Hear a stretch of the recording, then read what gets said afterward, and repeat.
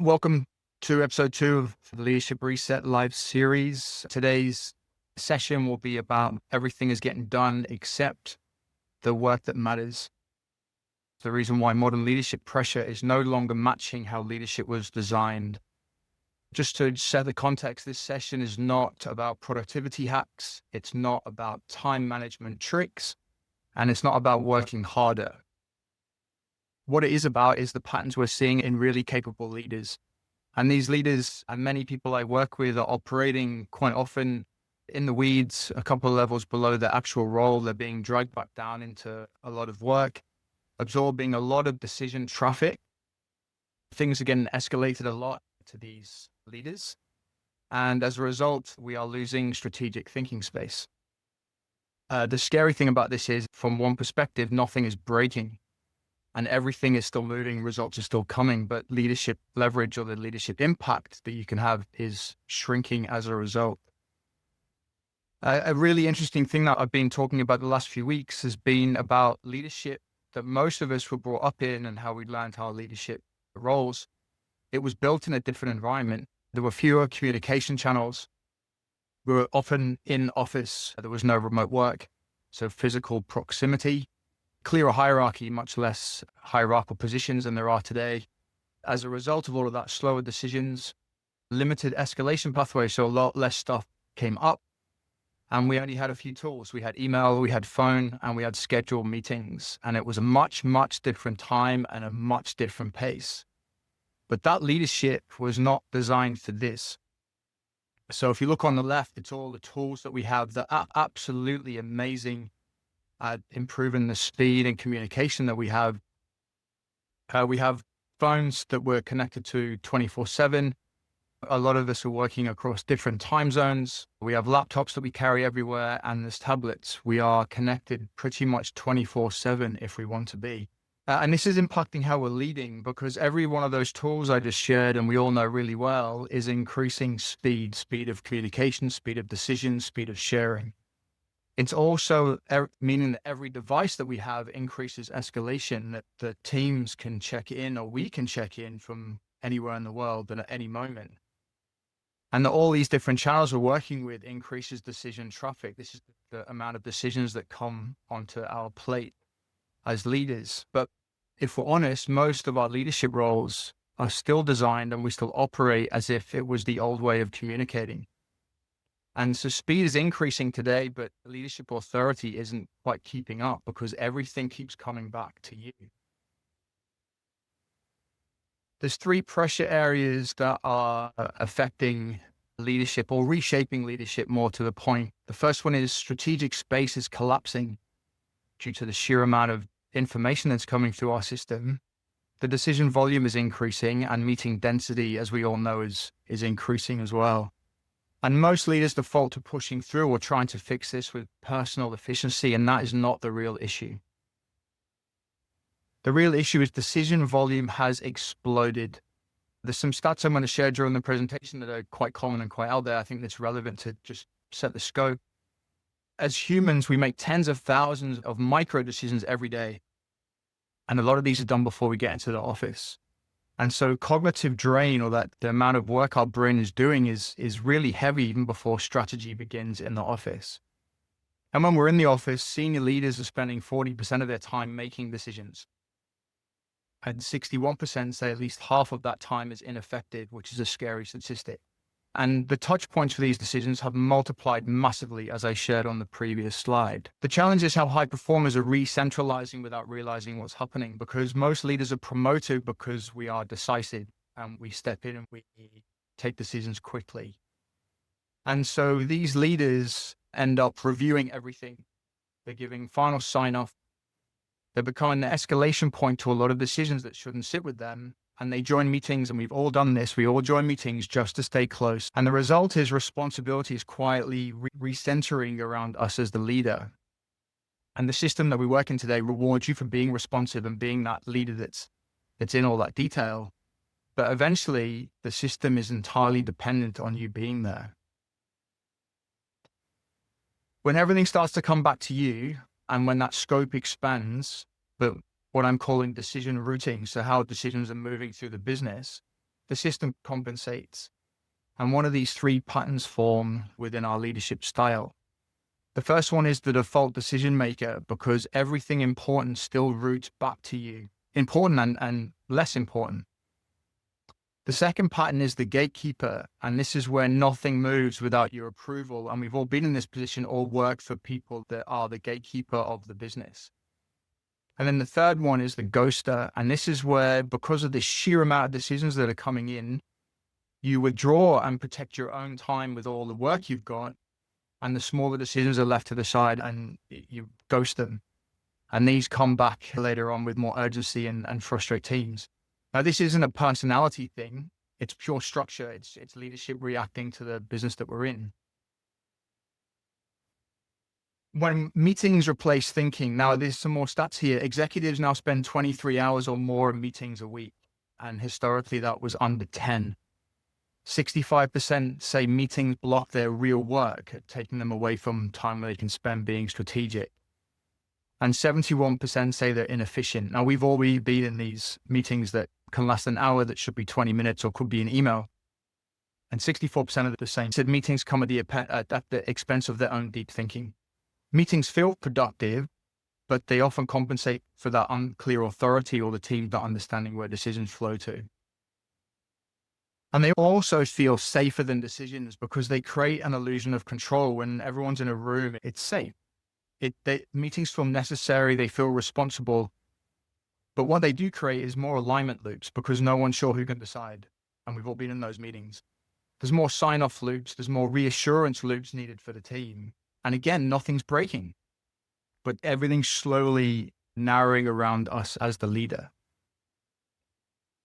And this is where strategy starts to slowly get squeezed out, and we don't realize it until we start to look at it.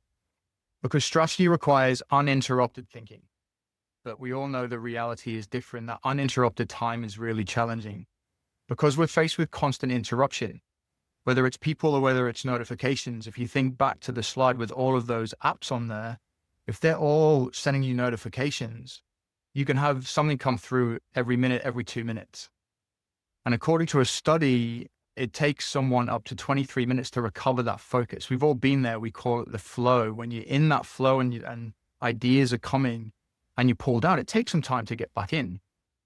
In a survey of 10,000 leaders, 97% said being strategic is the most important. And 96% of those same people said they lack time for that strategic thinking. It's a scary statistic. And it's not that we don't value strategy as leaders, but we're structurally being stopped from doing it.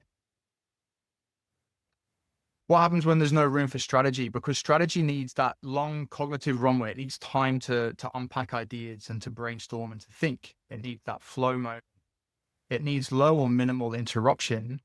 And it doesn't need escalation pressure. It doesn't need your teams coming with them to sign or check things off all the time. But in reality, most of us get constant interruption, immediate escalation for things that may not sit in our scope, and absolutely zero runway to brainstorm and think strategically. So what happens? So the operational side of the business gets done, but the strategic works get postponed repeatedly. And just to be clear, it's not a performance problem. It's not all the leaders that I've worked with in the past and I work with today. It's not about their discipline or their motivation or their capability. They're all amazing leaders. It's how the system's been designed around them. And if this leadership structure is lagging, if it's behind the pace of which we're operating in, this is where the problem comes in. And because the old way of thinking was that speed and to get the momentum forward in the business needs centralized control. It needs to be dealt with by a small number of people. But the new reality with this pace we work in is it requires clear decision boundaries. Who owns what and why?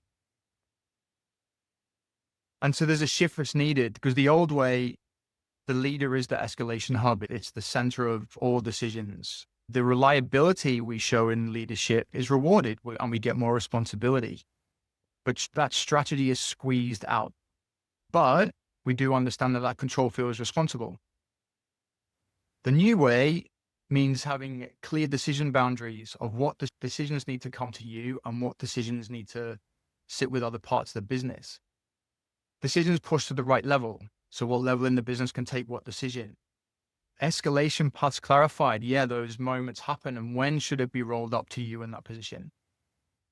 And most importantly, that strategic space gets protected. Because ultimately today in the fast-paced environment, our jobs as leaders is not to make every single decision. The job is to design how decisions move through the business. So the question, it's not about asking, how do I get more efficient? It's about starting to ask, where am I still the bottleneck? Or where is the decision authority still defaulting to me by habit? So I have a question for you. If you think about the last 10 decisions that came to you that landed on your desk, how many actually needed your authority to sign off on it? Or could it have been done by somebody else? So there's a cost with all of this. If you don't design how decisions move through your business, the inevitable will happen. Meetings will increase either in terms of time attendees or the amount of meetings that we have. Escalations will increase because team members don't know who should or who owns a decision. And most importantly, your availability becomes the system's capacity to move and have momentum. Strategy keeps getting postponed because you're indispensable to the operational side of the business. But what happens in this is you become strategically optional because of your availability. But again, nothing dramatic will break, but you become critical and essential to the day-to-day parts of the business, but you slowly become more absent from the bigger picture. So what do? Do you absorb it or do you redesign it? So option one is keep absorbing it. So you stay the reliable one. It's the place you've always been. It's why you're in the role you are. You protect standards personally because it feels like caring, but it's easier and it's safer. And you hope it settles. But the reality is with the speed of everything and how it's moving, it's not going to. So your capacity will become bottlenecks in the business and all your scaling is effort. Option two, you redesign how decisions move through your team and through the business, and you put the right ownership to the right level. The escalation needs to be intentional, not automatic. We know this, that teams will automatically come to the immediate manager in the hierarchy to solve something. And it should be intentional, not automatic. And we need to be protecting our strategic space deliberately. And this is the shift that can happen. And once this is done, you start to scale the business. Where to start? Over the next few days, I'm going to release a short guide, and it's going to be a simple executive toolkit that identifies which structural pattern you're operating in, whether it's the default decision maker, the ghoster, or the gatekeeper. And there's another more optimal pattern to be in that will be shared in the tool. It's going to pressure test your decision flow. So this is pressure testing how the decisions are coming to you, how many, where they should sit, and which ones should sit with you. It will help you spot early warning signs of how the team's behaving and how they're educated to bring decisions to you. And it's going to give you one shift, and one shift you can do immediately without big organization and without big change within the team, but it will have an immediate impact on how decisions are walking through the business. And this is for where leaders who know something structural need to change. If you can feel that if what I've talked about is resonating, this tool will be really important for you. There's a second option. This is a private working session. So this is for leaders who know what needs to change. And I'm going to open up a limited number of private working sessions. So this is not a sales meeting. It's not a pitch or anything. This is a really working session where we take a look at how decisions are mapping through your business and how they're moving to you. Or stress test your decision boundaries. You can put a boundary in place, but if you don't respect it or the teams don't respect it, it's useless. And so we'll stress test this to see how it's in today and how it could be in the future. We'll identify where the centralization is creeping in and really squeezing out your strategic time. And we're going to clarify what needs to shift immediately, and it will improve how everything will work and flow through your business. It's not productivity hacks because we don't need more and we have plenty of productivity tools. And it's not generic leadership advice. It's a structural, private, confidential reset that we can work on, and you will walk away with a decision about what changes next in your business. Because growth should expand capacity. If growth is expanding pressure, something is off. and something in the design of your leadership and your business operating system hasn't moved with the pace that we're operating today. So if you're tired of being in that place, everything is getting stuck, start with the guide, and it's going to come out in the next couple of days. If you're really ready to address it properly and have a dedicated space to talk through it, book the conversation. Because if leadership is costing more energy than it's creating impact, it is time to redesign how it's operating.